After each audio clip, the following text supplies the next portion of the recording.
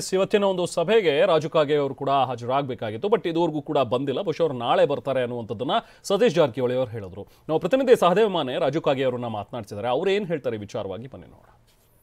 ಬೆಂಗಳೂರಿಗೆ ಈಗಾಗಲೇ ಸುರ್ಜೇವಾಲಾ ಅವರು ಬಂದಿರುವಂಥದ್ದು ಮತ್ತು ಶಾಸಕರ ಜೊತೆಗೂ ಕೂಡ ಈಗಾಗಲೇ ಮಾತುಕತೆಯನ್ನು ನಡೆಸಿರುವಂಥದ್ದು. ರಾಜು ಕಾಗೆ ಅವರಿಗೂ ಕೂಡ ಈಗಾಗಲೇ ಬುಲಾವ್ ಬಂದಿತ್ತು. ಆದರೆ ಇವತ್ತು ಮೀಟಿಂಗ್ ಇರುವ ಕಾರಣ ಅವರು ಹೋಗಿಲ್ಲ ಅನ್ನುವಂಥ ಮಾತನ್ನು ಹೇಳಿದ್ದಾರೆ. ನಮ್ಮ ಜೊತೆಗೆ ಶಾಸಕರಾದಂಥ ರಾಜು ಕಾಗೆ ಅವರಿದ್ದಾರೆ. ಅವ್ರನ್ನ ಕೇಳ್ತೇನೆ ಯಾವಾಗ ಹೋಗ್ತಾರೆ ಮತ್ತು ಭೇಟಿ ಆಗ್ತಾರೆ ಅನ್ನುವಂಥದ್ದನ್ನ. ಸರ್, ಸುರ್ಜೇವಾಲಾ ಅವ್ರನ್ನ ಯಾವಾಗ ಭೇಟಿ ಆಗ್ತಾರೆ?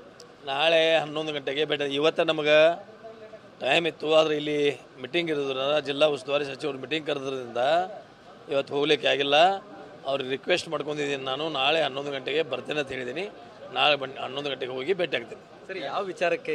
ನೀವು KSRTC ಅದು ಕೇಳ್ತಾರೆ ಅಂತೇಳಿ ಬೇರೆ ಕೇಳಕತ್ತಿರಲ್ಲಪ್ಪ.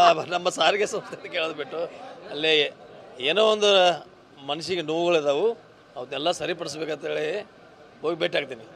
ಸರ್, ಹಿರಿಯ ಶಾಸಕರು ನೀವು.